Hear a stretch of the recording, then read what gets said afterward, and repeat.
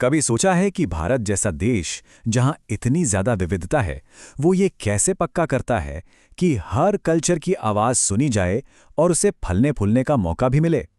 इसका जवाब हमारे संविधान की गहराइयों में छुपा है। तो चलिए आज इसी शानदार ब्लूप्रिंट को समझने की कोशिश करते हैं। और देखिए, ये सिर्फ कोई किताबी सवाल नहीं है। ये उन करोड़ों लोगों के लिए एक असलियत है जो अपनी खास परंपराओं, भाषाओं और लिपियों को जिंदा रखने की कोशिश कर रहे हैं। तो आइए देखते हैं कि हमारा संविधान इस बड़ी चुनौती का सामना आखिर करता कैसे है। तो इस पूरे सिस्टम को समझने के लिए हम इसे इसके हिस्सों में तोड़कर देखेंगे, ठीक एक कॉम्प्लिकेटेड मशीन की तरह। ये देखने के लिए कि इसका हर पुर्जा कैसे काम करता है और सब मिलकर क्या कमाल करते हैं। अब देखिए, इस पूरे फ्रेमवर्क के दिल में हैं दो मेन पिलर्स। पहला, अपनी संस्कृति को बचाने का अधिकार, और दूसरा, उसे बढ़ावा देने के लिए संस्थान बनाने का अधिकार। और फिर हम उस बुनियाद को देखेंगे जो इन दोनों पिलर्स को थामे रखती है, यानी कुछ बहुत ही जरूरी सेफगार्ड्स। तो चलिए पहले पिलर की बात करते हैं। इसे आप एक शील्ड, एक ढाल की तरह समझ सकते हैं। ये एक डिफेंसिव राइट है जो किसी भी समुदाय को बाहरी दबावों के खिलाफ अपनी कल्चरल आइडेंटिटी को बचाने की ताकत देता है। ये जो आप देख रहे हैं, ये आर्टिकल 29(1) के शब्द हैं। और इस लाइन में जो सबसे जरूरी शब्द है वो है बनाए रखने का अधिकार, मतलब टू कंजर्व। अब ये कोई पैसिव राइट नहीं है। इसका मतलब सिर्फ संस्कृति को म्यूजियम में सजाना नहीं है, बल्कि उसे जीवित और जीवंत रखना है। ये एक बहुत शक्तिशाली गारंटी है। तो संरक्षण करने का असली मतलब क्या है? जरा सोचिए, किसी समुदाय की लोक कथाएं हैं। इस अधिकार का मतलब सिर्फ उन्हें कागज पर लिख देना नहीं है, बल्कि उन्हें सुनाना, उन पर नाटक करना और उन्हें अगली पीढ़ी तक पहुंचाना भी है। ये एक एक्टिव जिम्मेदारी है। तो सीधी सी बात है, ये ढाल किसी भी कम्युनिटी को अपनी पहचान के जो सबसे जरूरी हिस्से हैं उन्हें बचाने की ताकत देती है। चाहे वो उनकी भाषा हो, लिखने का तरीका हो या फिर उनके रीति रिवाज, ये सब इस अधिकार के तहत सुरक्षित हैं।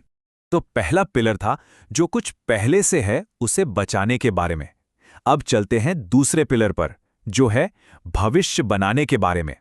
ये डिफेंस से एक कदम आगे, एम्पावरमेंट की ओर एक बड़ा कदम है। ये जो दूसरा पिलर है ना, ये सिर्फ बचाने के लिए नहीं है, ये कुछ नया बनाने के लिए है। इसे एक टूल किट की तरह सोचिए जो समुदायों को, खासकर एजुकेशन के जरिए, अपना भविष्य खुद बनाने के लिए जरूरी औजार देता है। ये आर्टिकल 31 का मूल टेक्स्ट है। और यहां ये जो फ्रेज है, अपनी पसंद के, ये बहुत बहुत पावरफुल है। इसका मतलब है कि समुदाय ये तय कर सकता है कि क्या पढ़ाना है, कैसे पढ़ाना है और कौन पढ़ाएगा, ताकि उनकी एजुकेशन उनके वैल्यूज को दिखा सके।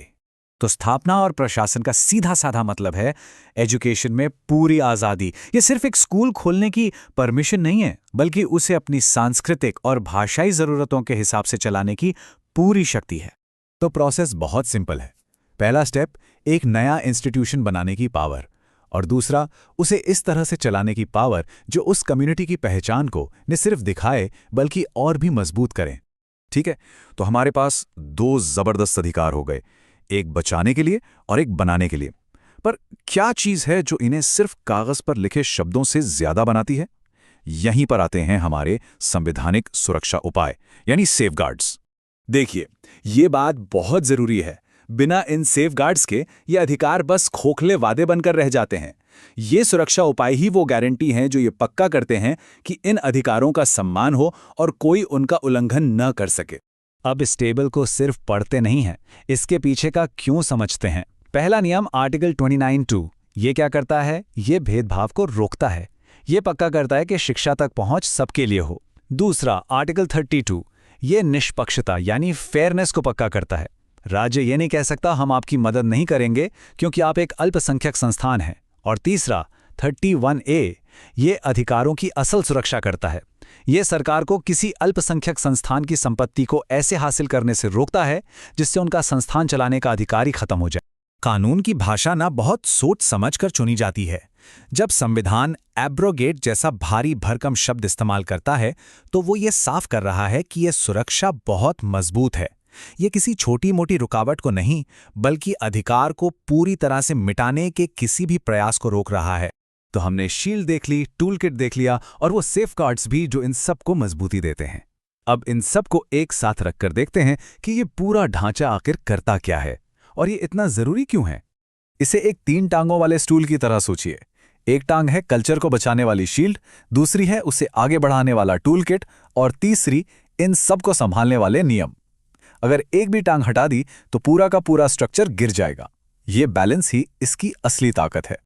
तो आखिर में ये सिर्फ कुछ अधिकारों की लिस्ट नहीं है, ये एक पूरी फिलॉसफी है।